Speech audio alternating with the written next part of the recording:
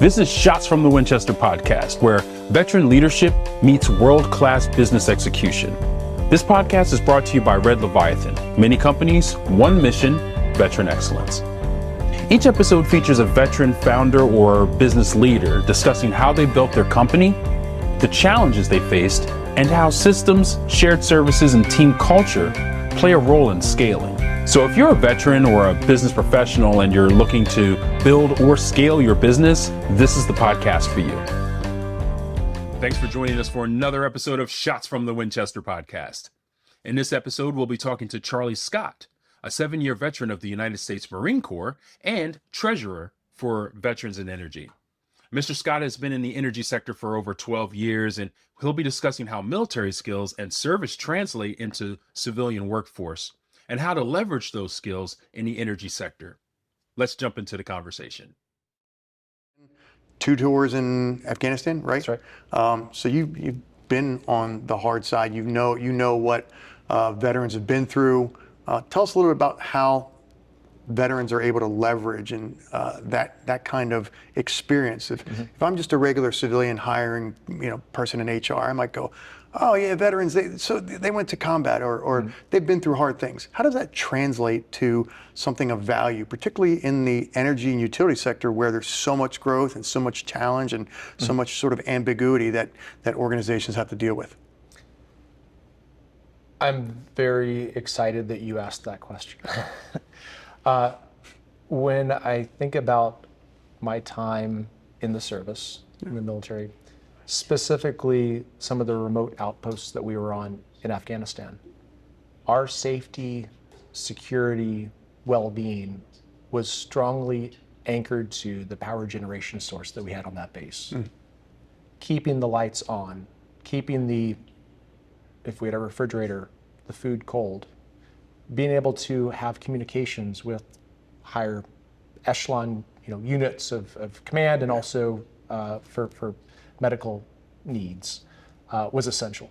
And when I transitioned out of the military into business, I steered towards energy and utilities, especially because I understood the importance of keeping the lights on, as it is the essential lifeblood of productivity is electricity. And so being able to understand at the fundamental platoon level of operations, the need for those communications and the essential needs of electricity within that base, and then translating that to every day the communities that we serve. It's interesting you bring it up. I think here, stateside, if the power goes out, either your whole house generator kicks on, or maybe you're without power for a day. It's tough. No Wi-Fi. The kids are going to have to play board games, right? You might have to sleep by candlelight or eat dinner by candlelight. Yeah. I think to your point, what veterans experience and maybe the appreciation they have of the importance of keeping the lights on, right? Keeping the energy and the utilities working effectively is when you're without power over there, like everything grinds to a halt. You incur a lot more security risks. I mean, true threats to your safety and your well-being and even your livelihood or even your life if the utilities aren't kept up. I think it's an interesting point you bring up that veterans truly have an appreciation of, hey, we've got to keep these things going because the last time the lights went out, we put ourselves at greater risk, and as a unit. Absolutely. So tell me a little bit about the other parts that veterans bring. I mean, you've been involved with Veterans in Energy for 4 years now, right? That's right. You've been in the utility sector, I think 11 or 12. That's right. So you've brought a lot of that Marine experience too. So tell me a little bit about, from your experience, from your lens, having worked with other veterans in the utility sector, in the energy sector. What are some of those things that veterans can leverage? Maybe for veterans that are listening, that maybe they don't know. They go, I came out of the Army. I was a truck mechanic, or I was a logistician, or something like that. What are some of those intangible skill sets that veterans bring that the energy sector could really leverage in today's world? Absolutely. So when I think about service members and the jobs that they do, an MOS is just an MOS. Yeah. But the core values that underlay that and support that MOS is dedication to service, dedication to the service member on your left and right, and about a higher purpose. Yeah. And those translate into energy roles. They translate to all roles. But when you go as a team within the energy space with other service members that fundamentally have those core values, you're not just a call center rep. Yeah. You're not just a lineman. You are not just providing corporate services. You are serving a higher purpose.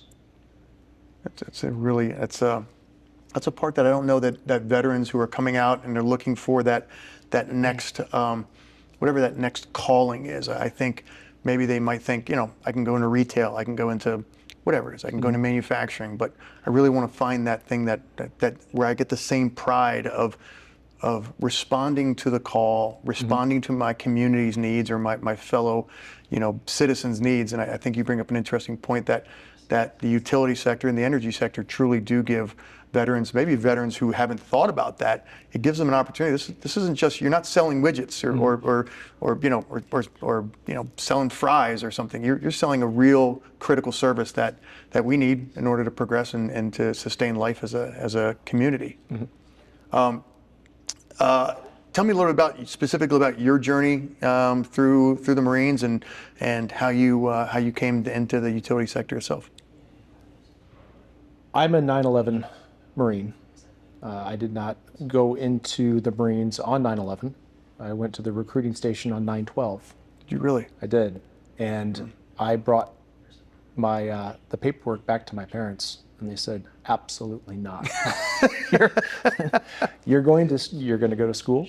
I was already looking at a football scholarship. How old were you at this time? I was a junior in high school. Oh. I think I was a sophomore in high school. Okay. Edit that out. Yeah. I was a sophomore in high school. You're like every Marine recruiter's dream. Oh yeah, absolutely. Post 9/11, Yeah. super patriotic. Sign me up. Can I go now if I get my parents to waive it? That's right. Yeah. So that was not an option. Yeah. And so actually, I went the OCS Officer Candidate School platoon leaders course. I went the Officer Candidate School platoon leaders course program while I was in college. Okay. And so actually, I played football in college too. And little side note story, I would go spend my summers when I was supposed to be training for football to Quantico. And I'd come back each, school year to go play football, but I'd be 20 pounds lighter. And so one day the coach came up to me and said, "Scott, you're going to have to make a choice. Are you going to play football the rest of your life, or are you going to join the military?" I already knew since I was a sophomore in high school I was joining the military because of 9/11. So after college, I did commission, and I commissioned about 2 weeks after college. Did you finish playing in football in college? Oh yeah. So you played all 4 years? I played all 4 years. There I you was a go. scholar athlete all 4 years. I had to move from being a fullback to a tight end to a linebacker. They had to move me around because my weight kept dropping to even outside linebacker. So You're getting leaner. I was getting leaner. Marine absolutely. leaner. Yeah, I was getting Marine and lean. But it was that was quite a journey. But ultimately commissioning and found myself in the infantry officer course. That's awesome. And what was your job in the Marines? My job in the Marines, my role in the Marines was as an infantry officer, Okay. which is another funny story on the side, but I'm happy to go into it. We got time. Let's do it. All right. We're all about good, entertaining stories here. Yeah. So, go back to MOSs, and when you're in the infantry officer corps, when you're in officer candidate school, you get assigned an MOS. And being a 4-year football player, I kind of had the mind made up where I was going to go. But I was assigned a logistics officer. And I called my dad and I said, "Dad, I messed up." He goes, "What's up?" I said, "I got Lago." He goes, "Oh, that's all right. You'll figure it out." And on the other side of the door, I heard one of my fellow officers crying to his spouse. "Honey, I got infantry." I knocked on the door and I said, "Hey man, you want to trade?" And we traded MOSs right there. Went to the company commander and said, we're gonna change this out. And he said, Scott, you're not a logo, you're an infantry officer. I said, okay. So that was kind of cool. For those who don't know, right? For those who don't know, when you graduate, Marine Officer Candidate Corps, when you just graduate, you're just a number, right? So they give you an assignment, and That's right. it's not like you had some special skill sets where they were like, oh, he needs to be, he's a logistics officer or a logo. You're just a number, and to big Marine Corps headquarters, it was just swap these two out. I don't care. Just he's a new officer. So you were able to get your infantry assignment. Yeah, and I would also say for service members, that's going after what you want, and just because the rules may suggest one thing or another, it's you can do it. You can find waivers. You can make things happen.